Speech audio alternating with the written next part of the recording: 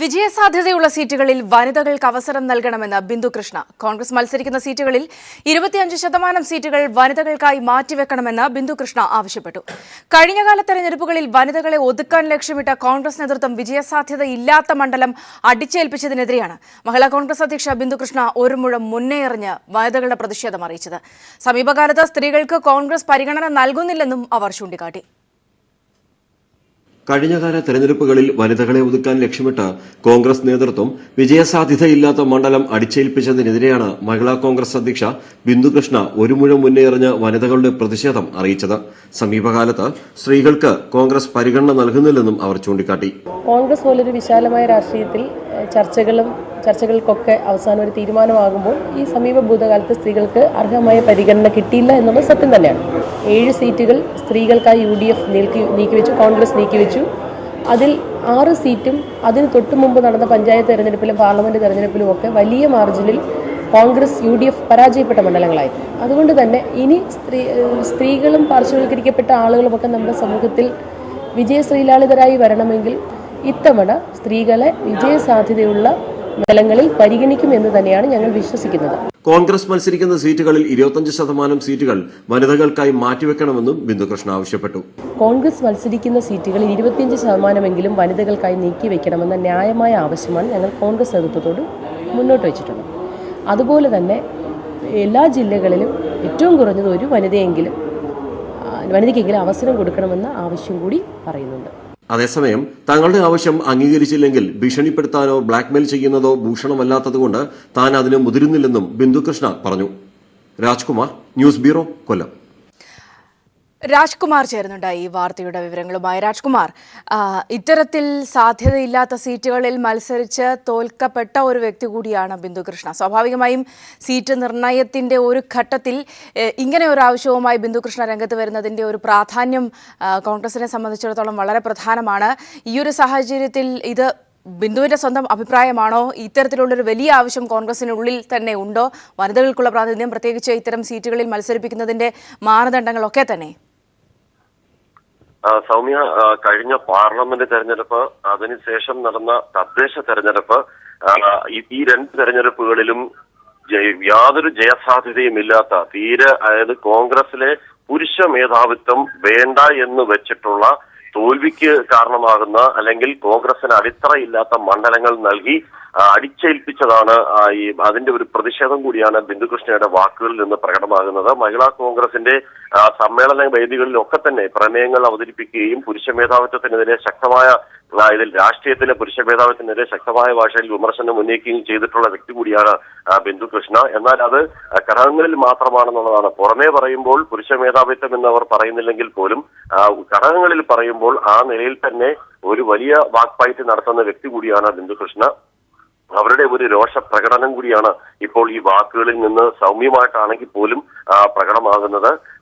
ജയസാധ്യതയുള്ള സീറ്റുകളിൽ മാത്രമേ ഈ മഹിളാ കോൺഗ്രസിന് നൽകാവൂ. 8 സീറ്റുകൾ, 20 സീറ്റോളം ആവശ്യപ്പെട്ടിട്ടുണ്ട്. പക്ഷേ 8 സീറ്റുകളിൽ മാത്രമേ ഇത് ലഭിക്കാൻ സാധ്യതയുള്ളൂ എന്നും അവർ വിലയിരുത്തുന്നുണ്ട്. എന്നാൽ ആ നൽകുന്ന സീറ്റുകൾ ഉറപ്പായും കോൺഗ്രസിന് അടിത്തറയുള്ളതും UDFന് കരുത്തുള്ള മണ്ഡലങ്ങൾ നൽകി മഹിളകളെ ഈ അടുക്കളയിൽ നിന്ന് പുറം ലോകത്തേക്ക് എത്തിക്കാനുള്ള ഒരു വലിയ ശ്രമം കോൺഗ്രസ് മുമ്പും നടത്തിയിരുന്നു. ആദ്യമായി ഒരു പ്രഥമ വനിതയെ നൽകിയത് കോൺഗ്രസ് ആണ്, സ്പീക്കറിനെ നൽകിയത് കോൺഗ്രസ് ആണ്, മുഖ്യമന്ത്രിയെ നൽകിയത് കോൺഗ്രസ് ആണ്. അങ്ങനെ ഒരു പാരമ്പര്യമുള്ള ഒരു കോൺഗ്രസ് ഈ അടുത്ത കാലഘട്ടത്തിൽ സ്ത്രീകളെ മുഴുവനും തഴയുന്നു എന്നുള്ള ആക്ഷേപവും പരാതിയുമാണ് ബിന്ദുകൃഷ്ണ ഇപ്പോൾ വ്യക്തമാക്കിയിരിക്കുന്നത്. എന്തായാലും വരാൻ പോകുന്ന തെരഞ്ഞെടുപ്പിൽ ഇത് നടപ്പിലായില്ല എന്നുണ്ടെങ്കിൽ ഭീഷണിപ്പെടുത്താനോ അല്ലെങ്കിൽ ബ്ലാക്ക്മെയിൽ ചെയ്യാനോ താനില്ല. അത് ഭൂഷണമല്ലാത്തത് കൊണ്ടാണ് താൻ അതിന് മുതിരാത്തത്. പക്ഷേ തെരഞ്ഞെടുപ്പിൽ അതിന്റെ പ്രതിഫലനം ഉണ്ടാകും. വീട്ടമ്മമാരുടെ ഒരു പങ്കാളിത്തം, വീട്ടമ്മമാരുടെ വോട്ട് ഷെയർ കോൺഗ്രസിന് കിട്ടുന്ന കാര്യത്തിൽ സംശയമുണ്ട് എന്ന നിലയിലാണ് ബിന്ദുകൃഷ്ണ പറഞ്ഞ് അവസാനിപ്പിച്ചത്. രാജ്കുമാർ, നമുക്കറിയാം കൊല്ലത്ത് മാത്രമല്ല, പൊതുവിൽ സംസ്ഥാനത്തുടനീളമായാലും പല പരിപാടികളിലും സജീവമായി നിന്നുകൊണ്ട് കോൺഗ്രസിന്റെ പല പ്രവർത്തനങ്ങൾക്കും ചുക്കാൻ പിടിക്കുകയും ഒരു വക്താവായി നിന്നുകൊണ്ട് കോൺഗ്രസിനെതിരായ കാര്യങ്ങളിലൊക്കെ തന്നെയും ശക്തമായ പ്രതിരോധം തീർക്കാനൊക്കെ ശ്രമിച്ചിട്ടുള്ള ഒരു സ്ത്രീ കൂടിയാണ് ബിന്ദുകൃഷ്ണ. ഈ ഒരു സാഹചര്യത്തിൽ പഴയ അനുഭവം തുടരുന്ന ഒരു പശ്ചാത്തലം ഉണ്ട് എന്ന പൊതുവായ ഒരു ഭീതി അവർക്കുണ്ടായിരിക്കുമല്ലോ. ഇക്കാര്യങ്ങൾ കൂടുതൽ ഉന്നത നേതാക്കളെ അറിയിക്കാനോ അത്തരത്തിലുള്ള നീക്കങ്ങൾ എന്തെങ്കിലും ബിന്ദുകൃഷ്ണയുടെ ഭാഗത്തുനിന്നുണ്ടോ? പക്ഷെ ബിന്ദുകൃഷ്ണയുടെ ഇക്കുറി ബിന്ദുകൃഷ്ണയ്ക്ക് സീറ്റ് ലഭിക്കുന്ന കാര്യത്തിൽ ഉൾപ്പെടെയുള്ള ഒരു വിമുഖത കോൺഗ്രസ് നേതൃത്വത്തിന്റെ ഭാഗത്തു നിന്ന് ഉണ്ടായി എന്നാണ് ബിന്ദുകൃഷ്ണയുടെ അടുത്ത സുഹൃത്തുക്കൾ നൽകുന്ന വിശദീകരണം. മഹിളാ കോൺഗ്രസിന്റെ ജില്ലാ നേതാക്കളും അതുതന്നെയാണ് പറയുന്നത്. തദ്ദേശ സ്ഥാപന തെരഞ്ഞെടുപ്പിൽ ശക്തമായി വാദിക്കുകയും നിരവധി പേരെ സ്ഥാനാർത്ഥിത്വത്തിലേക്ക് കൊണ്ടുവരികയും ചെയ്ത വ്യക്തി കൂടിയാണ് ബിന്ദുകൃഷ്ണ. എന്നാൽ അവരൊക്കെ പലരും തോൽവി അറിഞ്ഞതിന്റെ ആ ഒരു പ്രതിഷേധവും ബിന്ദുകൃഷ്ണയുടെ വാക്കുകളിലുണ്ട്. നേതൃനിര ബിന്ദുകൃഷ്ണനെ കൈവിട്ടു എന്ന് പറയാനാകില്ല. അതേസമയം കഴിഞ്ഞ തവണ തോറ്റ സ്ഥാനാർത്ഥി എന്ന നിലയിൽ ബിന്ദുകൃഷ്ണയ്ക്ക് ഇനിയൊരു അവസരത്തിന് സാഹചര്യമുണ്ടോ എന്നുള്ളതാണ് പല നേതാക്കന്മാരും ഉന്നയിക്കുന്ന വിമർശനവും അല്ലെങ്കിൽ ഉന്നയിക്കുന്ന ഒരു ചോദ്യവും. എന്നാൽ അതേസമയം ഈ ചാത്തന്നൂരിലും അതുപോലെ തന്നെ കൊല്ലത്തേക്കും മണ്ഡലം ഭാരവാഹികളുടെ നിർദ്ദേശ പട്ടികയിൽ ബിന്ദുകൃഷ്ണയുടെ പേരും ഇടം നേടിയിട്ടുണ്ട് എന്നത് വസ്തുതയാണ്. ചാത്തന്നൂരിലാണ് കഴിഞ്ഞ തവണ ജയലാലിനോട് മത്സരിച്ച് ബിന്ദുകൃഷ്ണ തോൽവി അറിഞ്ഞത്. വീണ്ടും അവിടെ അവസരം ചോദിക്കുന്നത് ഉചിതമാകില്ല എന്നുള്ളൊരു നിലപാട് സംസ്ഥാന നേതൃത്വം പറഞ്ഞിട്ടുണ്ട്. എന്തായാലും അവരുടെ ഒരു സ്ഥാനാർത്ഥിത്വം മാത്രമല്ല, അതിലുപരി മഹിളാ കോൺഗ്രസ് അല്ലെങ്കിൽ കോൺഗ്രസിലെ മഹിളകൾക്ക് ഒരു പ്രാധാന്യം വേണമെന്നുള്ള ഒരു ആത്മാർത്ഥമായ നിർദ്ദേശം ബിന്ദുകൃഷ്ണയുടെ വാക്കുകളിൽ പ്രകടമാണ്. രാജ്കുമാറാണ് വിവരങ്ങൾ നൽകിയത്. തിരുവമ്പാടിയിൽ ലീഗ് നിശ്ചയിച്ച സ്ഥാനാർത്ഥി സ്വീകാര്യനല്ലെന്ന് താമരശ്ശേരി രൂപത. ഉമ്മർ മാസ്റ്റർ സ്വീകാര്യനല്ലെന്ന് സഭ മുഖ്യമന്ത്രി അറിയിച്ചു. അന്തിമ തീരുമാനമായിട്ടില്ലെന്ന് മുഖ്യമന്ത്രി അറിയിച്ചെന്ന് സഭ. അന്തിമ തീരുമാനം 7-ാം തീയതിക്ക് ശേഷമെന്ന് ചെന്നിത്തല. വിവരങ്ങളുമായി വിനിഷ വൃന്ദാവൻ ചേരുന്നുണ്ട്. വിനിഷ, ഇന്ന് രാവിലെ കോഴിക്കോട് ഗസ്റ്റ് ഹൌസിലായിരുന്നു മുഖ്യമന്ത്രിയും ആഭ്യന്തരമന്ത്രി രമേശ് ചെന്നിത്തലയും KPCC പ്രസിഡന്റ് VM സുധീരനും സഭാംഗങ്ങളുമായി കൂടിക്കാഴ്ച നടത്തിയത്. കൂടിക്കാഴ്ചയിൽ തിരുവമ്പാടി സീറ്റിനെ കുറിച്ചായിരുന്നു. അതായിരുന്നു തെരഞ്ഞെടുപ്പ് അടുത്ത സ്ഥിതിക്ക് തിരുവമ്പാടി നിയോജക മണ്ഡലത്തിൽ ആര് മത്സരിക്കുമെന്ന കാര്യം അല്ലെങ്കിൽ തങ്ങൾക്ക് സഭയ്ക്ക് സ്വീകാര്യനായ സ്ഥാനാർത്ഥിയെ നിർദ്ദേശിക്കാനും കൂടിയായിരുന്നു സഭാംഗങ്ങൾ മുഖ്യമന്ത്രിയെയും VM സുധീരനെയും ഒപ്പം ആഭ്യന്തരമന്ത്രിയെയും കണ്ടത്. നേരത്തെ ലീഗ് ഇന്നലെ പാണക്കാട് ചേർന്ന സംസ്ഥാന സമിതി യോഗത്തിൽ തിരുവമ്പാടി മണ്ഡലത്തിലെ ലീഗ് സ്ഥാനാർത്ഥിയെ പ്രഖ്യാപിച്ചിരുന്നു. നിലവിൽ കൊടുവള്ളി സിറ്റിംഗ് MLA ആയ ഉമ്മർ മാസ്റ്ററെയാണ് തിരുവമ്പാടി മണ്ഡലത്തിലെ സ്ഥാനാർത്ഥിയായി ലീഗ് പ്രഖ്യാപിച്ചത്. എന്നാൽ ലീഗ് പ്രഖ്യാപിച്ച സ്ഥാനാർത്ഥി തങ്ങൾക്ക് സ്വീകാര്യനല്ലെന്നാണ് സഭാംഗങ്ങൾ ഇപ്പോൾ മുഖ്യമന്ത്രിയെയും രമേശ് ചെന്നിത്തലയും VM സുധീരനെയും അറിയിച്ചിരിക്കുന്നത്. അതേസമയം ഈ ലീഗ് പ്രഖ്യാപിച്ചത് ലീഗിന്റെ സ്ഥാനാർത്ഥി പട്ടിക പ്രഖ്യാപിക്കുക മാത്രമേ ചെയ്തിട്ടുള്ളൂ.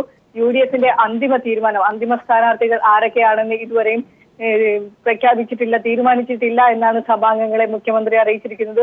ഒപ്പം 7-ാം തീയതിക്ക് ശേഷം മാത്രമേ മറ്റ് ഘടകകക്ഷികളുമായുള്ള കോൺഗ്രസിന്റെ ചർച്ചകൾക്ക് ശേഷം 7-ാം തീയതിക്ക് ശേഷം മാത്രമേ അന്തിമ സ്ഥാനാർത്ഥി പട്ടിക ഉണ്ടാവൂ എന്നാണ് ആഭ്യന്തരമന്ത്രി രമേശ് ചെന്നിത്തല സഭാംഗങ്ങളെ അറിയിച്ചിരിക്കുന്നത്.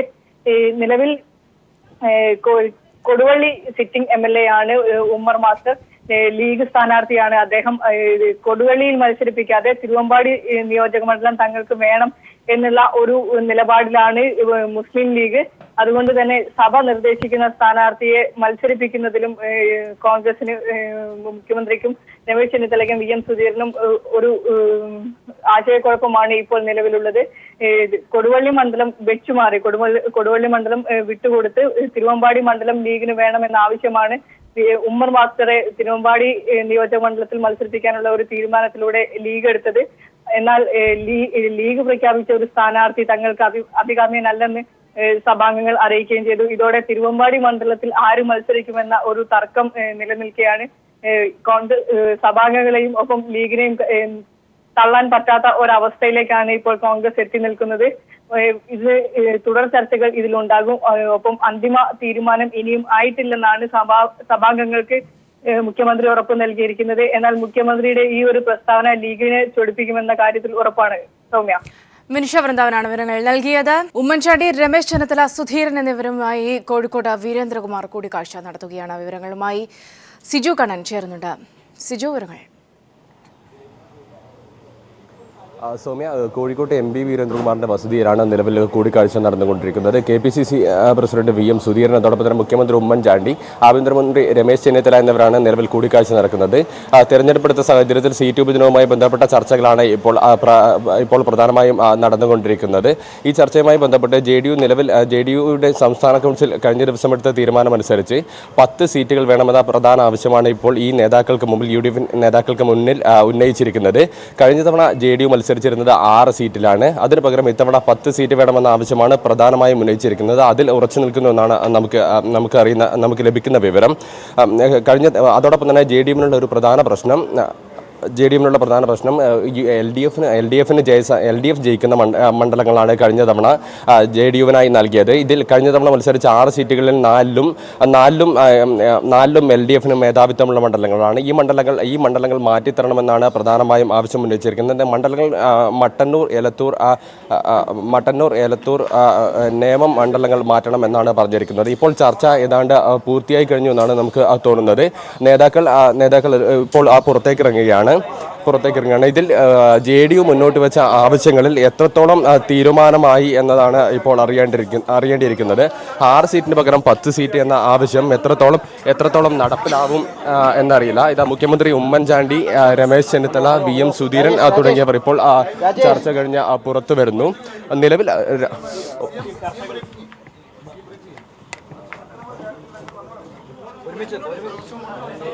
കുറച്ച് മുമ്പോട്ട് കുറച്ച് മുമ്പോട്ട്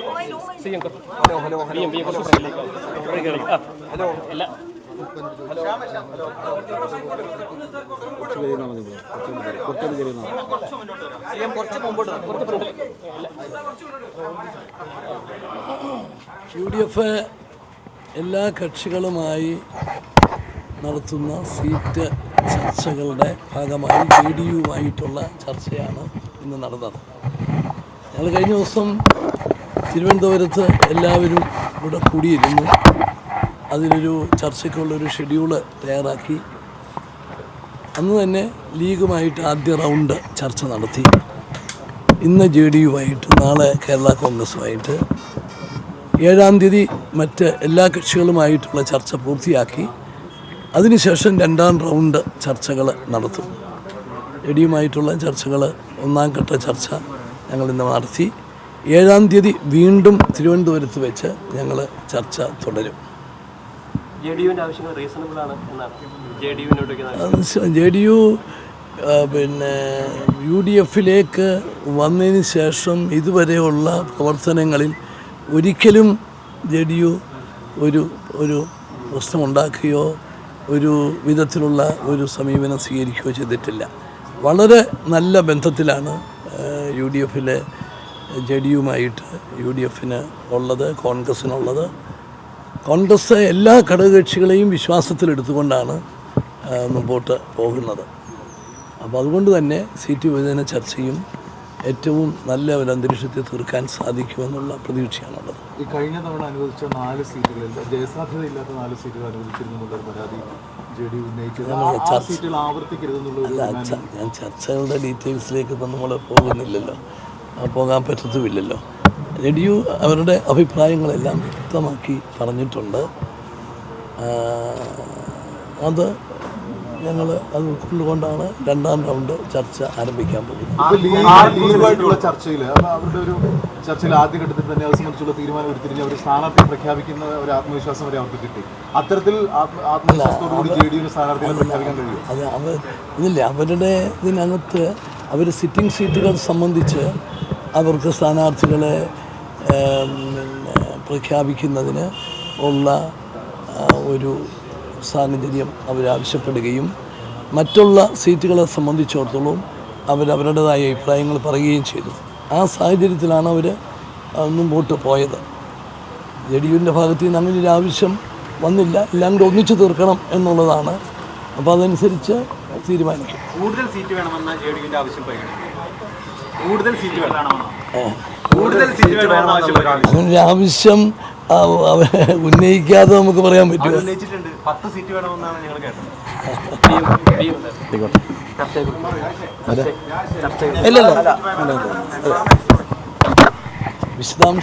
ചർച്ചയുടെ വിശദാംശങ്ങളിലേക്ക് പോകുന്നില്ല.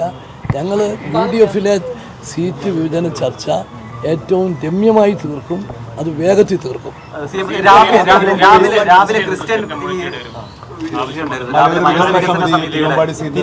ആശങ്ക അറിയിച്ചിട്ടുണ്ട്. മലയോര വികസന സമിതി തിരുവമ്പാടിയെ സംബന്ധിച്ചുള്ള ഒരു ആശങ്ക വന്ന് കണ്ടിരുന്നു. ഞങ്ങൾ 3 പേരും ഒരുമായി ചർച്ച നടത്തിയിട്ടുണ്ട്. അവരുടെ ആവശ്യം പരിഗണിക്കും. അത് ഇനിയുള്ള ഇതല്ലേ. ഇല്ല, എല്ലാം മുഖ്യമന്ത്രി പറഞ്ഞു കഴിഞ്ഞിട്ടുണ്ട്. ഇനി കൂടുതലൊന്നും പറയാൻ. സൗമ്യ ഇപ്പോൾ ചർച്ചകൾക്ക് ശേഷമുള്ള പ്രതികരണങ്ങൾ ലഭിക്കുന്നത് MP വീരേന്ദ്രകുമാറിന്റെ പ്രതികരണത്തിലേക്ക് പോകും.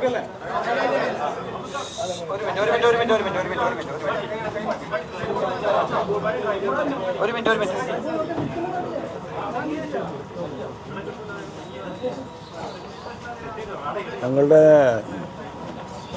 പാർട്ടി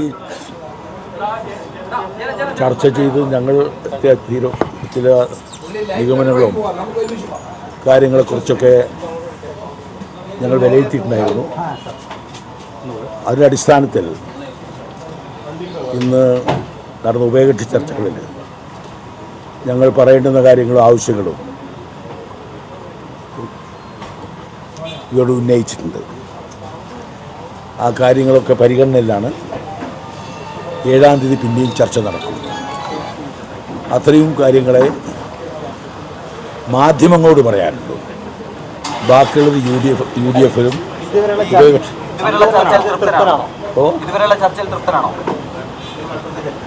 ആ ചോദ്യത്തിനൊക്കെ ഇപ്പോൾ എന്നെക്കൊണ്ട് മറുപടി പറയിക്കേണ്ട കാര്യമില്ലല്ലോ. അല്ല, മെസ്സേജ് തങ്ങൾക്കുള്ള മെസ്സേജ് അല്ലേ. അതുകൊണ്ട് ഞങ്ങൾ ചർച്ച പറയുന്ന കാര്യങ്ങളൊക്കെ ചർച്ച ചെയ്തിട്ടുണ്ട്. ബാക്കി കാര്യങ്ങൾ 7-ാം തീയതി സംസാരിക്കാനുള്ള ധാരണയിലാണ് ഞങ്ങൾ പിരിഞ്ഞിട്ട്. കൂടുതൽ സീറ്റുകൾ വേണ്ടെന്നൊരു ഡിമാൻഡ് താങ്കളുടെ ഈ എല്ലാ മീറ്റിങ്ങിലും 1.5 മണിക്കൂർ കൂടുമ്പോൾ ചോദിച്ചുകൊണ്ടിരിക്കുന്ന ആളാണ് താങ്കൾ. ഇന്ത്യയിൽ ഏതെങ്കിലും രാഷ്ട്രീയ പാർട്ടി കൂടുതൽ സീറ്റുകൾ വരുമ്പോൾ വേണ്ടാൻ പറഞ്ഞിട്ടുണ്ടാവും. അങ്ങനെ ഒരു പാർട്ടീൻ്റെ പേര് പറഞ്ഞു തരുമോ? അല്ല,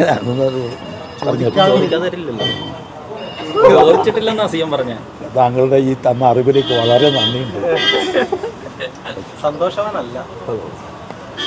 അത് ശരി, അങ്ങനെ കണ്ടാൽ തോന്നുന്നുണ്ടല്ലേ. താങ്കൾ ഡോക്ടറും കൂടിയാണെന്നുള്ള ഇവരിപ്പോൾ അറിയുന്നത്.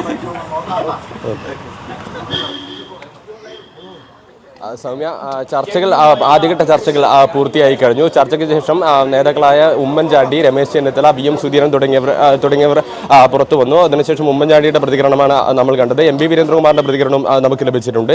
ഇപ്പോൾ നമുക്ക് ലഭിക്കുന്ന വിവരമനുസരിച്ച് ചർച്ചയിൽ പ്രധാനമായ തീരുമാനങ്ങളൊന്നും ഉണ്ടായിട്ടില്ല. ഈ 3 നേതാക്കളുടെയും മുന്നിൽ നേരത്തെ തന്നെ JDU സംസ്ഥാന കൗൺസിലിൽ തീരുമാനമെടുത്തത് പ്രകാരമുള്ള കാര്യങ്ങൾ 3 നേതാക്കളുടെ മുന്നിലും അവതരിപ്പിച്ചു. പ്രധാനമായും 10 സീറ്റ് വേണമെന്ന ആവശ്യം. അതോടൊപ്പം തന്നെ കഴിഞ്ഞ തവണ 6 സീറ്റിലാണ് JDU മത്സരിച്ചത്. ഇതിൽ പകരം ജയസാധ്യതയുള്ള സീറ്റുകൾ നൽകണമെന്ന മറ്റൊരു ആവശ്യമാണ് പ്രധാനമായും ഉന്നയിച്ചിരിക്കുന്നത്.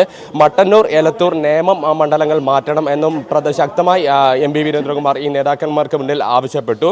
അതിനു പകരം അവർ ചോദിക്കുന്നത് കായംകുളം, പൂഞ്ഞാർ, കോവളം തുടങ്ങിയ സീറ്റുകളാണ്. കഴിഞ്ഞ തവണത്തെ പോലെ ജയസാധ്യതയില്ലാത്ത സീറ്റുകൾ നൽകി തൃപ്തിപ്പെടുത്താനാവില്ല എന്ന് തന്നെയാണ് JDU ഇപ്പോൾ വ്യക്തമാക്കിയിരിക്കുന്നത്.